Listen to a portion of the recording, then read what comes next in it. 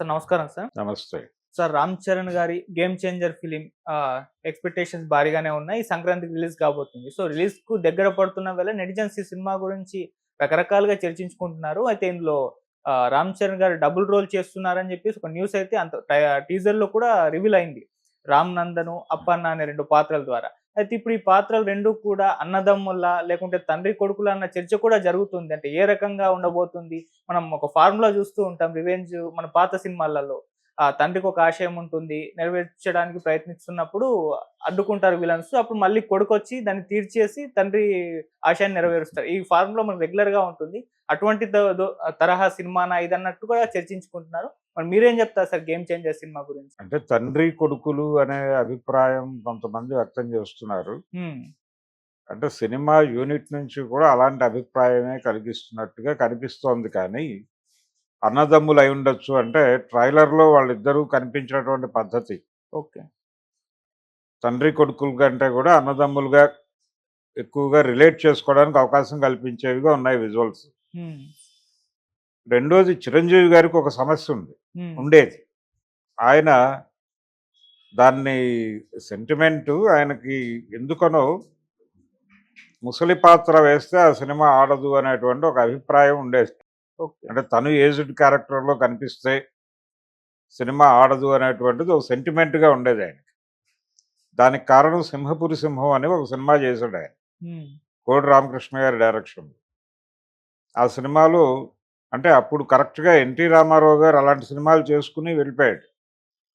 అంటే ముసలి పాత్ర, కుర్ర పాత్ర 2 ఆయనే వేసి హ్మ్.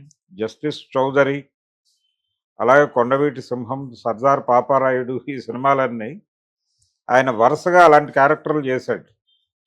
ఎందుకు చేశాడు అంటే ఆయనకొక రీజన్ ఉంది. అంటే అప్పటికి ఆయన ఏజ్ చాలా పెద్దదయిపోయింది. అందుకని ఒక ఏజ్డ్ క్యారెక్టరు, ఒక యంగ్ క్యారెక్టరు, తన అభిమానులు ఏం కోరుకుంటున్నారో అదంతా అంటే ఆ పాటలు, ఫైట్‌లు ఆ గొడవంతా యంగ్ క్యారెక్టర్‌లో పెట్టి కొంచెం డిగ్నిఫైడ్ క్యారెక్టర్ ఒకటి పెట్టుకొని అలా నడిపాడు ఆయన చివరి రోజులు. హ్మ్. సో, ఆడియన్స్ ఆ ఆ మూడ్‌లో సెట్ అయి ఉన్నారు అనే ఉద్దేశంతో చిరంజీవిని కూడా బిగ్ వేలో ప్రొజెక్ట్ చేయటం కోసం. బిగ్ వేలో ప్రొజెక్ట్ చేయాలి, ప్రెజెంట్ చేయాలి అనే ఉద్దేశంలో కోడి రామకృష్ణ గారు ఆ టెక్నిక్‌ని ఫాలో అయ్యి అలా తండ్రి, కొడుకులుగా చిరంజీవిని ప్రదర్శించాడు ఆ సినిమాలో. అది ఫ్లాప్ అయింది. ఓకే. అది ఫ్లాప్ అయిన దగ్గర నుంచి చిరంజీవికి భయం. హ్మ్. ఏజ్డ్ క్యారెక్టర్‌లు తనని జనాలు చూడరు అనేటువంటి ఒక నమ్మకంలో ఆయన స్థిరపడిపోయాడు. ఆ స్థిరపడిపోయిన తర్వాత ఆయన అలాంటి క్యారెక్టర్‌లు చేయటం మానేశాడు. హ్మ్. ఎవరైనా ఆఫర్ చేసినా గాని రిజెక్ట్ చేసేవాడు. హ్మ్. వద్దని చెప్పేవాడు బ్లంట్‌గానే. 'స్నేహం కోసం' టైంలో గూడా చెయ్యను అని చెప్పాడాయన. కాదు చెయ్యాలి ఏం గాదు. అంటే ఆ రోజున ఆ సినిమా దెబ్బతినటానికి ఒక నేపథ్యం ఉంది. ఈ సినిమా టైంకి అది పోయింది కాబట్టి మీరు చేయొచ్చు అన్నారు. చేశాడీయన. హ్మ్. చేశాడు గానీ అది కూడా ఆశించిన స్థాయి విజయం సాధించలేదు ఆ సినిమా. సక్సెస్‌ఫుల్ ప్రాజెక్టే. హ్మ్. కానీ ఎక్స్‌పెక్టేషన్స్ లెవెల్‌లో సక్సెస్ కాలేదు. ఓకే. దాంతో తన సెంటిమెంటే నిజమైంది అనే నమ్మకం ఉంది ఆయనకి. ఆ తర్వాత 'అందరివాడు' విషయంలో కూడా అదే రిపీట్ అయింది. హ్మ్. అందుకని ఏజ్డ్ క్యారెక్టర్లు తనతో వర్కౌట్ అవ్వవు అనేటువంటి ఒక బిలీఫ్‌లో ఇప్పటికీ ఉన్నాడాయన. ఏది 70 ఏళ్ల వయసులో కూడా ఏజ్డ్ క్యారెక్టర్ తను చేస్తే చూడరు అనేటువంటి ఒక దృఢమైన నమ్మకం చిరంజీవిలో ఉంది. హ్మ్. అందుకని అలాంటి ప్రయత్నాలు చేయడు. ఓకే. అదే పరిస్థితి ఇప్పుడు 'రామ్ చరణ్‌కి' ఏమిటి అనేది. 'రామ్ చరణ్' తండ్రి కొడుకులుగా చేసి విజయం సాధిస్తాడా? ఈ సినిమా విజయం అనేది చాలా అవసరం ఇప్పుడు. ఒక బిగ్ వేలో ఈ సినిమా అవసరం. ఈ సినిమా విజయం అవసరం ఉంది అభిమానులకి. ఎందుకంటే అవతల 'పుష్ప' రికార్డుల్ని బద్దలు కొట్టాలి అనేటువంటి ఒక అభిప్రాయం ఉంది. ఆ లెవెల్ సక్సెస్ ఈ సినిమా ఇస్తుందా? ఇవ్వదా? అనేటువంటి ఒక చర్చ జరుగుతోంది. జరుగుతున్న టైంలో మనకి తండ్రి కొడుకులు అచ్చి రాలేదు కదా! ఈ సినిమాలో తండ్రి కొడుకులుగా నటిస్తున్నారా? అనేటువంటి ఒక ఆందోళన వాళ్ళల్లో ఉంది. ఒకవేళ లక్కీగా తండ్రి కొడుకులుగా నటించి ఇది సక్సెస్ అయిపోతే చిరంజీవికి 'రిక్షావాడు' కూడా కలిసి రాలేదు. 'రిక్షావాడు' సినిమాలో కూడా తండ్రి కొడుకులు కనిపిస్తారు. పెద్ద చిరంజీవి, చిన్న చిరంజీవి కనిపిస్తారు గానీ అది ఫ్లాప్ సినిమా. ఓకే.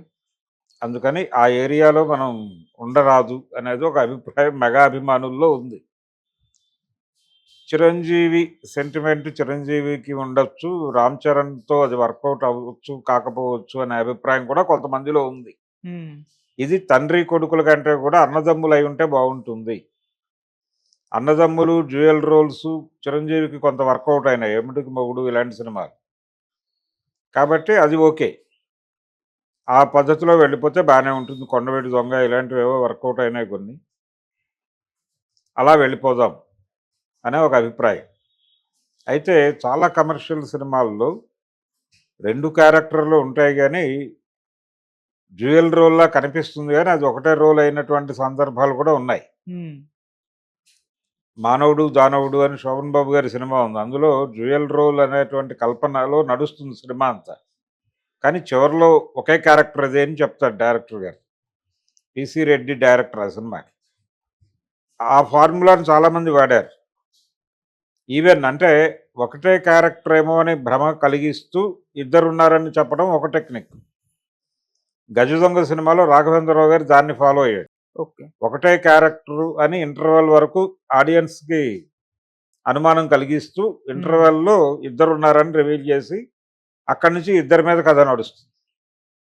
అదొక టెక్నిక్. అంటే స్క్రీన్ ప్లేకి సంబంధించిన మ్యాజిక్ ఇది.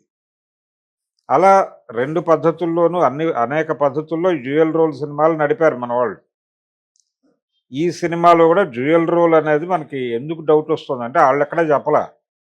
యూనిట్ 2 చెప్పలేదు. అలాగే పర్టిక్యులర్‌గా ఈయన చెప్పలేదు శంకర్ గూడా. ఇది తండ్రి కొడుకులు అని అనుకోవడానికి రీజన్ ఏంటంటే, సుకుమార్ ఒక మాట చెప్పాడు. సెకండ్ హాఫ్‌లో వచ్చేటువంటి ఫ్లాష్ బ్యాక్ ఎపిసోడు చాలా అద్భుతంగా ఉంది అన్నాడు. ఈ డైలాగ్ దగ్గర జనాలు ఇప్పుడు తండ్రి కొడుకులేమో అని అనుకుంటున్నారు. హ్మ్. అనుకోవడానికి రీజన్ అది. ప్రాతిపదిక. ఓకే. ఫ్లాష్ బ్యాక్‌లో ఆయన యంగ్‌గానే ఉంటాడు తండ్రి. ఓల్డ్ గెటప్‌లో కనబడ్డు. అవును. సో, మనకు ట్రైలర్‌లో కనిపించినటువంటి రైతు గారు యంగ్‌గానే ఉంటాడు. అందుకని అన్నదమ్ములు అనేటువంటి స్పెక్యులేషన్ వచ్చింది. హ్మ్.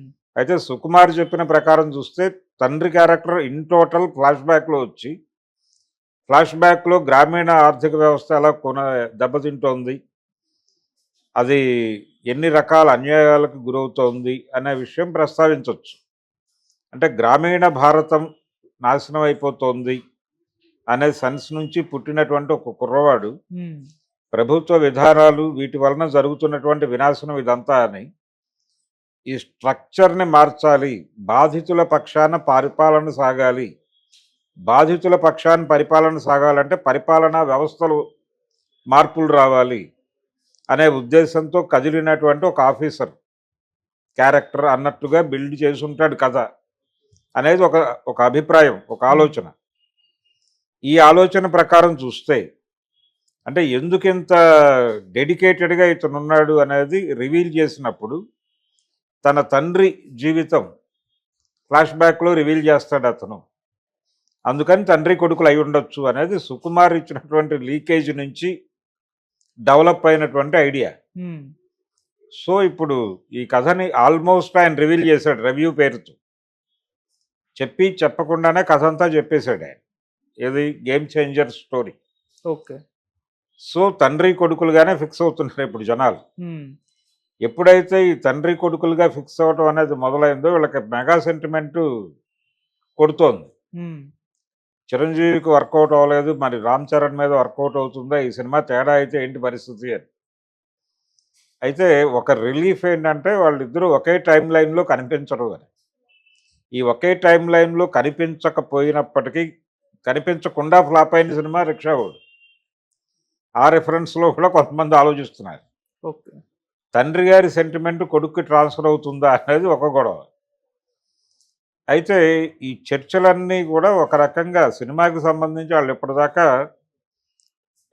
ప్రమోషనల్ యాక్టివిటీ మీద దృష్టి పెట్టలా. కేవలం అమెరికాలో జరిగినటువంటి ఆ అకేషన్ తప్ప, ఆ హ్మ్. ఈవెంట్ తప్ప విడిగా ఇక్కడేమీ ప్రమోషనల్ యాక్టివిటీస్ ఇంకా మొదలవ్వలేదు.